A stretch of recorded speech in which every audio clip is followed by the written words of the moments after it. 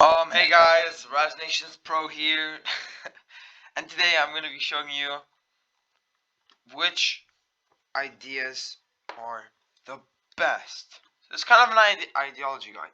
So, where can you find the ideologies?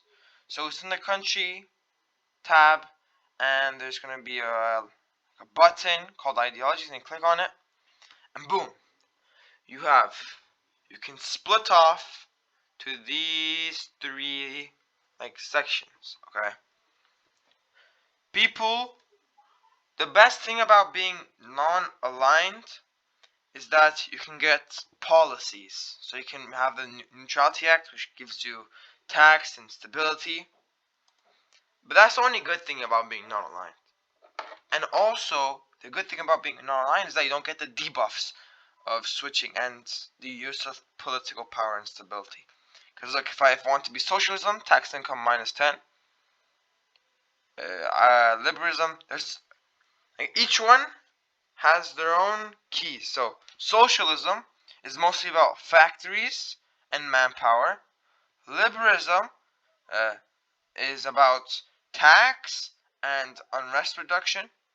Then nationalism is mostly about just military upkeep. So you have to pay less money, and it's more about expansionist. Then there is the second phase. Let's say second phase. It's like the boosted version. So you have fascism from nationalism to fascism. You have a boost. So there's more military upkeep, decreasing, like decreases, and just buffs towards the stage one. But that also means a buff to their um, disadvantages. So then there'll be more disadvantages. Like you're gonna have more justification time. But if you want liberalism, you have 30% more. But democracy, 75% more. But you'll have more tax. Now, the question is, when are you going to use this? Okay. So the policies which actually connect is that there is, first of all, the Neutrality Act for non-aligned. There is the tax reform for democracy. I think there's one for also, yeah, forced labor for distance for communism. And where is it? There's one. I know there's one for fascism. Wait. There you go. Explosion Act. But when you're in the first game, everybody mostly keeps their PP, or some people just keep being non-aligned and go for policies. But I think the best thing is to actually switch to an ideology and then start with policies. Okay? So, if you're trying to go, most people in the early game would go socialism or nationalism if they start as non-aligned. Most people who start as like a democracy, they don't switch. They just keep being a democracy, or they go back to non-aligned to go nationalism. Probably because because you're a democracy, right? You lose 3 stability when you declare wars. That means they're trying to expand, so they would try to be going for nationalism. So socialism is mostly for factories, and nationalism is mostly for expansion. So those are the main two options for early game. But then the best option for late game is actually fascism or democracy. Some people might say communism, but I don't really think so, because late game you're going to have a big country, you're going to have a lot of manpower, and you're actually going to develop your cities. So you're not going to be needing that communism. And first of all, for factory output, I don't really think you need that. But that's also just based on your situation. Then you have democracy. I think democracy is best because in this time you're not really declaring a lot of wars and it's a lot of players. Understand?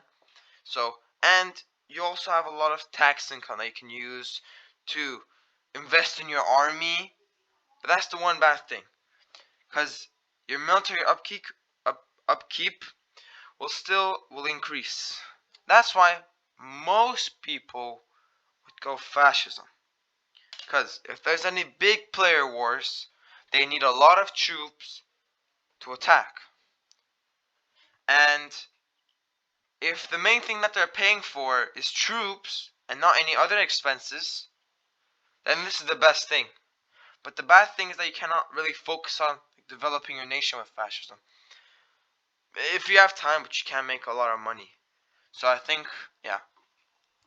But for me, I'd rather go nationalism, get strong, and work up. And if there's a part where there's a country outgrowing me and I need to go faster, I'll switch to fascism. But one thing is that when you go to stage 2, there's no going back, okay? Because you're going to lose a lot of political power going back to maybe democracy. So most people would just say stay on nationalism and go to non-aligned liberalism, then democracy. But that's what I would do. And I do have evidence against that, because late game, you need a lot of money, you need to develop your cities, and yeah. And you also need money for research, because research is key.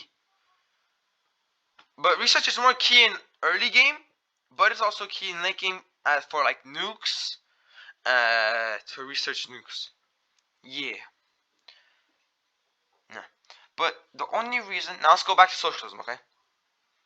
If someone picks socialism as their starting ideology, they're wanting to create a lot of product, understand, to sell, to make like a lot of civilian goods to sell, and that's what's mainly for, okay? Or if someone needs a lot of manpower based on the situation, maybe they have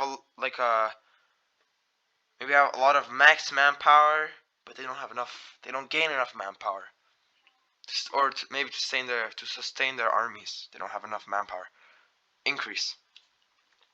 Then if you see anybody going liberalism, oh my god, this guy's probably role playing, or he's playing tall. But one thing I do not suggest, like, tall is late game. You don't want to be playing tall in early game, because early game you expand, you get your country, you make it strong, and then you play tall. Understand? So you want to get like good cities. Like, I'm not gonna invade. Like, you can invade everywhere if it has good resources, but I don't know. I won't invade Equatorial Guinea, no, and I'm just gonna play tall. I need to invade a lot and then develop those provinces so I get a good maximum manpower and a good maximum manpower increase. Yeah, but I don't really think no one would really go liberalism. No one's going liberalism. Okay, no one. First of all, you get the justification time more. It's gonna be harder for you to declare wars, and you get -1 stability. But the people who mostly have liberalism from early game is probably the countries that actually start as democracy, and they're going to go socialism or nationalism. One of those two. Or just go to fascism and communism. Yeah. But ideologies are mostly just based on your situation. Democracy, you're playing tall. Fascism, you want to have a big army, and maybe you're in a war, and your army is costing you too much, and your opponent has a big army. You want to, keep a lot of troops, a lot of troops to attack other players. Then communism, if you want to create a lot of factories, you want to sell a lot. That's mostly with socialism. People would first go socialism to sell a lot and for like the early game. After, because then everybody's gonna invade all the AI countries, they're probably gonna go switch back to nationalism or liberalism if they're already good. Then, yeah, then you would go communism if you just want the manpower. I think the best thing about communism is the manpower increase and the factory output. Those are the only good things. But like everything is good. But the main two are factory output and manpower increase. Yeah. And yeah, subscribe. Like the video, please. I heard somebody said it's free, so yeah, it's free, guys. Click it.